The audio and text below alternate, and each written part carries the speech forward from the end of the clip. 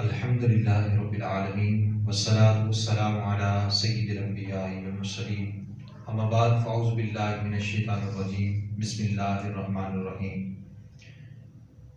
ان اللہ وملائکتہ یصلون علی النبی یا ایھا الذین آمنوا صلوا علیہ وسلموا تسلیما۔ فرمان مصطفیٰ صلی اللہ تعالی علیہ وسلم کہ جس نے مجھ پر ایک مرتبہ درود پاک پڑھا اللہ کریم اس پر 10 مرتبہ اپنی رحمتوں کا نزول فرماتا ہے۔ تو حصول برکت کے لیے پیارے آقا صلی اللہ تعالی وسلم کی بارگاہ میں درود و سلام کا نذرانہ پیش کیجیے۔ الصلاۃ والسلام علیک یا رسول اللہ وعلی آلک واصحابک یا حبیب اللہ۔ شعبان المعظم کے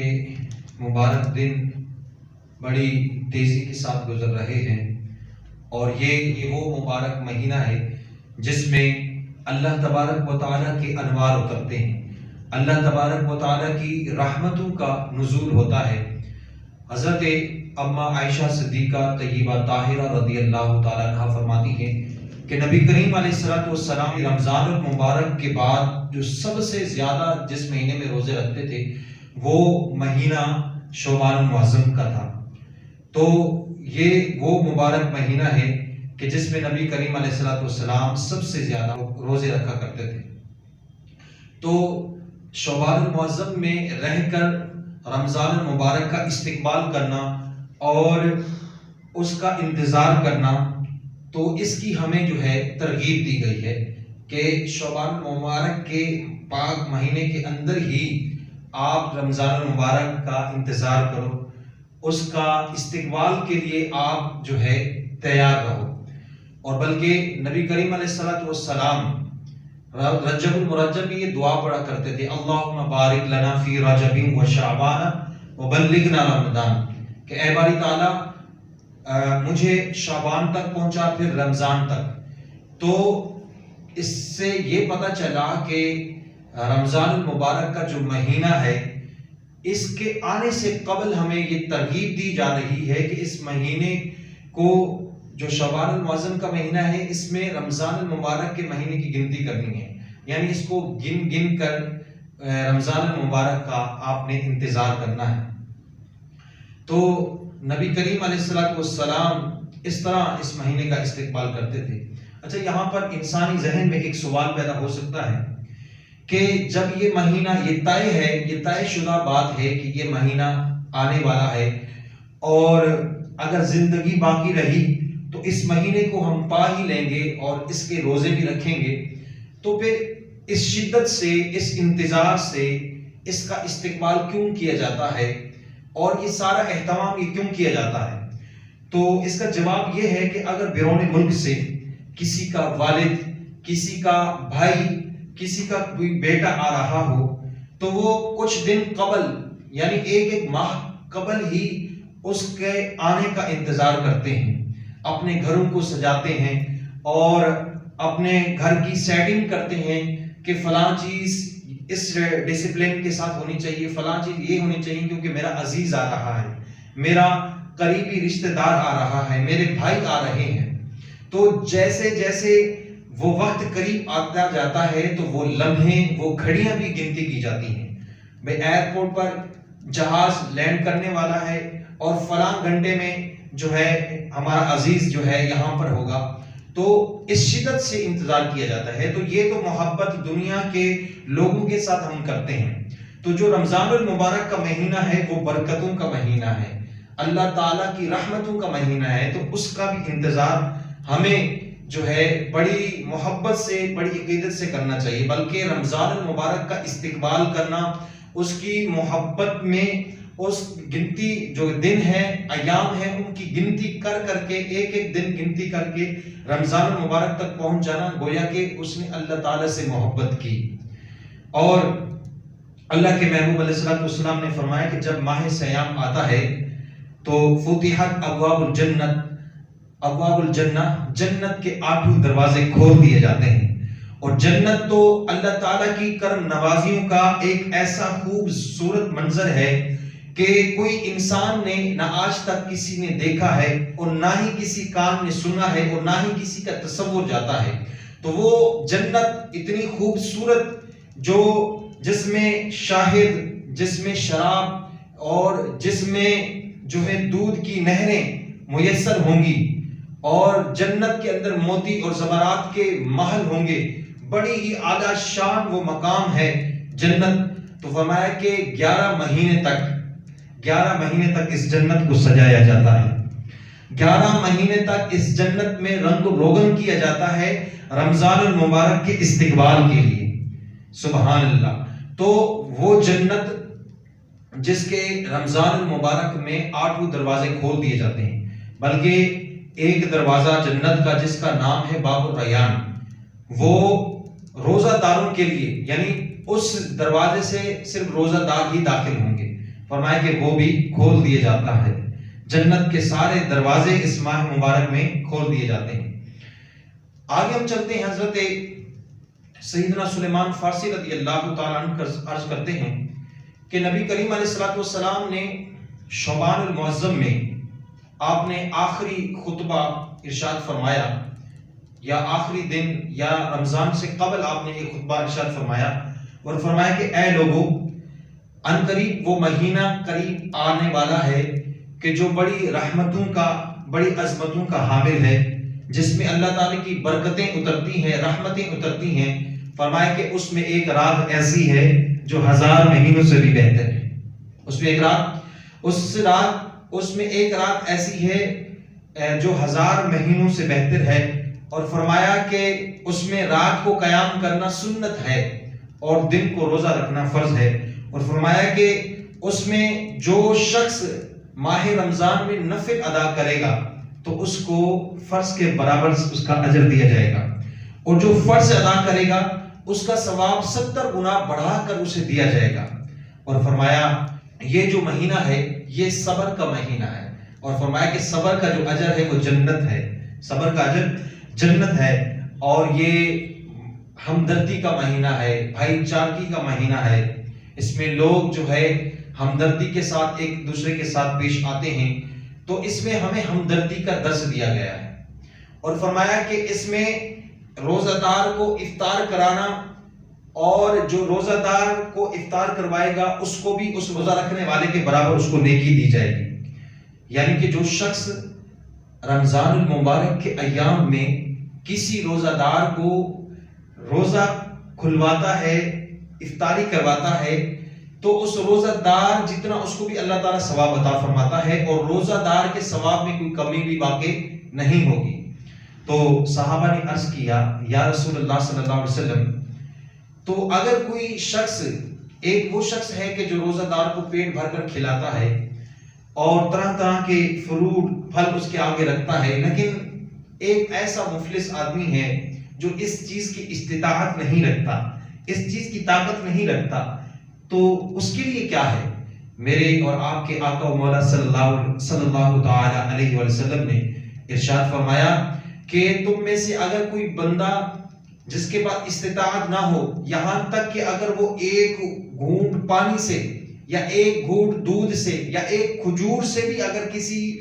روزے دار کا روزہ افطار کروائے گا تو اللہ تعالیٰ اسے بھی اتنا ثواب عطا فرمائے گا، اسے بھی اتنا اجر عطا فرمائے گا، اور اس کے اجر میں بھی کمی نہیں ہوگی۔ اور فرمایا کہ جس شخص نے روزہ دار کو پیٹ بھر کر کھلایا، اللہ تعالیٰ اسے میرے حوض سے اس کو آب کوثر کا جام نصیب فرمائے گا، اور جس نے آب کوثر کا پانی پی لیا، اللہ اکبر، وہ سیدھا داخل جنت ہوگا، یعنی اس کا ٹھکانہ جو ہے جنت ہوگا۔ تو پیارے پیارے محترم اسلامی بھائیوں، یہاں پر ہمیں روزہ افطار کرانے کی جو ترغیب دی گئی، لیکن افسوس کے ساتھ آج جو ہماری سوسائٹی میں ایک رواج فروغ کر رہا ہے، سوشل رواج، جو بڑے بڑے حال میں، بڑے بڑے شادی حال میں اپنے بڑے بڑے امراء کو، بڑے بڑے رشتہ داروں کو دعوت دیتے ہیں، اور افطار پارٹی جس کا نام ہے، تو بڑے لوگوں کو وہاں پر بلایا جاتا ہے، تو حالانکہ اس لوگوں میں کچھ ایسے بھی لوگ ہوتے ہیں جن کو روزہ نہیں ہوتا، ایسے بھی لوگ ہوتے ہیں جن کو روزہ نہیں ہوتا، بلکہ وہ رسماً وہاں پر بیٹھے ہوتے ہیں، اور کیونکہ وہ کھا تو سکتے نہیں، اذان کے انتظار تک تو اس کو بیٹھنا ہوتا ہے۔ مگر یہاں پر اس بندے کی خوشی اور اس کی مسرتوں کا جو عالم ہے اس کا آپ اندازہ لگائیں کہ ایک بندہ وہ ہے جو روزہ نہیں رکھتا، وہ بھی افطار میں بیٹھا ہے، ایک بندہ وہ ہے کہ جو سارا دن بھوکا پیاسا رہا، وہ بھی افطار میں بیٹھا ہے۔ جب اذان ہوتی ہے تو جس کو روزہ ہوتا ہے نا تو اس کو بڑی خوشی محسوس ہوتی ہے، کیونکہ اللہ کے نبی علیہ الصلوۃ والسلام نے فرمایا کہ روزہ دار کے لیے دو خوشی ہیں۔ فرمایا کہ ایک خوشی تو وہ کہ جب افطار کا وقت ہوتا ہے تو اس کا دل باغ باغ ہو جاتا ہے، وہ اللہ کا شکر ادا کرتا ہے، اے باری تعالیٰ وہ لمحے قریب آ گئے کہ سارا دن میں نے بھوک پیاس ہر چیز برداشت کی تیری رضا کے لیے، ان قریب تیری نعمتیں مجھے میسر ہونے والی ہیں، ان قریب تیری نعمتوں سے میں لطف اندوز ہونے والا ہوں۔ فرمایا ایک خوشی تو اسے وہ ہوتی ہے، اور فرمایا کہ دوسری خوشی اللہ تبارک و تعالیٰ اس کو اس روزے کے صلے میں یہ عطا فرمائے گا کہ اللہ تعالیٰ اس کو اپنا دیدار عطا فرمائے گا، اس بندے کو اپنا دیدار عطا فرمائے گا۔ تو میں یہاں پر عرض کر رہا تھا اس بندے کو روزہ ہے اور ایک وہ بندہ ہے جس کو روزہ نہیں ہے، لیکن دونوں ہی ایک ہی افطار پارٹی میں بیٹھے ہوئے ہیں، لیکن جس کو روزہ ہوتا ہے اس کے چہرے میں خوشی اور وہ اللہ تعالیٰ کا شکر ادا کرتا ہے، اس کا پانی پینا، اس کا کھجور کھانا، اس کا ہر لقمہ اس کے لیے برکت ہوتا ہے، اس کے لیے اللہ تعالیٰ کی سب سے بڑی نعمت ہوتی ہے۔ لیکن جو روزہ دار نہیں ہوتا وہ بیچارہ بے چین ہوتا ہے، اندر سے اتنا بے چین ہوتا ہے کہ یار اس بندے نے تو سارا دن گزار لیا، اے کاش میں نے بھی روزہ رکھ لیا ہوتا تو آج مجھے بھی یہ خوشی نصیب ہوتی۔ تو میرے بھائی روزہ رکھنے کے بعد جو انسان کی ایک روحانی کیفیت ہوتی ہے وہ بہت ہی الگ ہوتی ہے۔ اس کے ساتھ ساتھ علیہ الصلوۃ والسلام نے ارشاد فرمایا کہ اس مہینے میں 4 باتوں کی کثرت کرو۔ فرمایا کہ پہلی چیز لا الہ الا اللہ کی گواہی دینا، اور دوسری چیز کثرت کے ساتھ استغفار کرنا، اور فرمایا کہ تیسری چیز اللہ تعالیٰ سے جنت طلب کرنا، اور فرمایا کہ چوتھی چیز کیا ہے؟ فرمایا چوتھی چیز اللہ تعالیٰ سے جہنم کی پناہ مانگنا، یعنی جہنم کی آگ سے پناہ مانگنا اللہ کی بارگاہ میں۔ اور فرمایا کہ اس میں جو سب سے پہلا عشرہ ہے وہ عشرہ رحمت ہے، اور درمیانی عشرہ یہ مغفرت ہے، اور فرمایا کہ تیسرا جو عشرہ ہے یہ جہنم سے آزادی کا عشرہ ہے۔ حضرت سیدنا جابر بن عبداللہ رضی اللہ تعالی عنہ سے روایت ہے کہ حضور صلی اللہ تعالی علیہ وآلہ وسلم نے ارشاد فرمایا کہ اللہ تبارک و تعالی نے میری امت کو اس ماہ رمضان میں 5 ایسی چیزیں عطا کی ہیں جو پہلے کسی بھی نبی کو نہیں عطا کی۔ فرمایا کہ ان میں سے پہلی یہ چیز ہے کہ جب ماہ رمضان کی پہلی رات آتی ہے اللہ تبارک و تعالی اپنے بندوں پر رحمت کی نظر فرماتا ہے، اللہ تعالیٰ اپنے بندوں پر رحمت کی نظر فرماتا ہے، اور اللہ تعالیٰ جس بندے پر رحمت کی نظر فرمائے اسے کبھی عذاب میں مبتلا نہیں کرے گا۔ اور فرمایا کہ دوسری چیز شام کے وقت جب روزہ دار کے منہ سے بھوک کی وجہ سے محسوس ہوتی ہے، فرمایا کہ وہ بو جو ہے اللہ تبارک و تعالیٰ کے نزدیک مشک کی خوشبو سے بھی بہتر ہے۔ اور فرمایا کہ تیسری چیز فرشتے رات دن اس کے لیے مغفرت کی دعا کرتے رہتے ہیں۔ اور فرمایا چوتھی چیز یہ ہے کہ اللہ تبارک و تعالیٰ جنت کو حکم دیتا ہے، اللہ تعالیٰ جنت کو حکم دیتا ہے کہ میرے بندے کے لیے مزین ہو جا، یعنی آراستہ ہو جا، ان قریب وہ دنیا کی مشقت سے میرے گھر اور کرم میں راحت پائیں گے۔ اور فرمایا کہ 5ویں چیز یہ ہے کہ جب ماہ رمضان کی آخری رات آتی ہے اللہ تبارک و تعالیٰ سب کی بخشش مغفرت فرما دیتا ہے۔ تو ایک شخص نے عرض کی یا رسول اللہ صلی اللہ علیہ وسلم کیا وہ لیلۃ القدر کی رات ہے؟ فرمایا نہیں، تمہیں پتہ نہیں ہے کہ جب مزدور مزدوری کرتا ہے تو اس کو جو اجرت دی جاتی ہے وہ مزدوری کرنے کے بعد ہی دی جاتی ہے۔ تو میرے محترم بھائیوں، ہم رمضان المبارک کو پانے والے ہیں، ان قریب وہ رحمتوں کا مہینہ، برکتوں کا مہینہ ان قریب آنے والا ہے۔ تو خدا را آپ پہلے سے ہی پریکٹس کیجئے، پہلے سے ہی رمضان کا استقبال کیجئے اور اچھے انداز سے استقبال کیجئے، اس کے آنے سے پہلے اپنے گھر میں اور جہاں پر آپ رہتے ہیں وہاں پر ایک ماحول بنائیں. نمازیں اگر ہماری چھوٹ رہی ہیں تو نمازوں کا اہتمام کریں، نماز جماعت کے ساتھ پڑھنے کی کوشش کریں، اور روزانہ قرآن پاک پڑھنے کا معمول بنائیں. پیارے آقا صلی اللہ علیہ وسلم کی بارگاہ میں درود پاک پڑھنے کا معمول بنائیں. یعنی رمضان سے پہلے ہماری ساری تیاری جو ہے فعلا ہونی چاہیے، تاکہ جیسے ہی رمضان آئے تو برکتوں کا مہینہ، رحمتوں کا مہینہ، اس کو پانے میں ہم کامیاب ہو جائیں. اور اللہ کے نبی علیہ السلام نے فرمایا کہ اس مہینے میں غلاموں کے ساتھ تخفیف کرو، یعنی ان کے کام میں تخفیف کرو. تو ہمیں بھی چاہیے کہ جہاں پر لوگ نوکریاں کرتے ہیں، جہاں پر ملازمت کرتے ہیں، تو میری ان جو ہے آنرز لوگوں سے درخواست ہے کہ وہ اپنے لوگوں کو رمضان المبارک میں تخفیف دیں، کچھ کمی دیں. ہمارا مزاج تو یہ ہے کہ ہم نے تو سارے کام رمضان میں ہی کرنے، کپڑے بھی رمضان میں سلوانے ہیں. اور درزی یہ کہتا ہے کہ جی رمضان المبارک میں تو میرے سارے گاہک آتے ہیں، مجھے تو تراویح پڑھنے کا ٹائم نہیں ملتا، میں تو عبادت نہیں کر سکتا. دکاندار یہ کہتا ہے کہ بھائی سارے گاہک بھی رمضان میں آتے ہیں. حالانکہ یہ مہینہ کمانے کا نہیں ہے،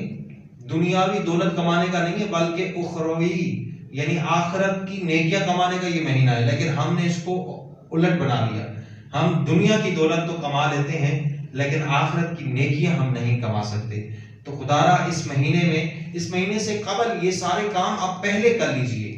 آپ نے کپڑے سلوانے ہیں، آپ نے گھر پہ راشن ڈلوانا ہے، آپ نے شاپنگ کرنی ہے، آپ نے جو بھی معاملات ہیں اس سے پہلے آپ رمضان کے آنے سے پہلے آپ کر لیں، تاکہ رمضان کے اندر بندہ جو ہے انتہائی فراغت کے ساتھ وہ اللہ تعالیٰ کی عبادت اور ریاضت میں مصروف ہو جائے. اللہ تبارک و تعالیٰ سے دعا ہے کہ جو بیان ہوا اس کو سمجھنے، سیکھنے اور اس پر عمل کرنے کی ہم سب کو توفیق عطا فرمائے. وما علینا الا البلاغ.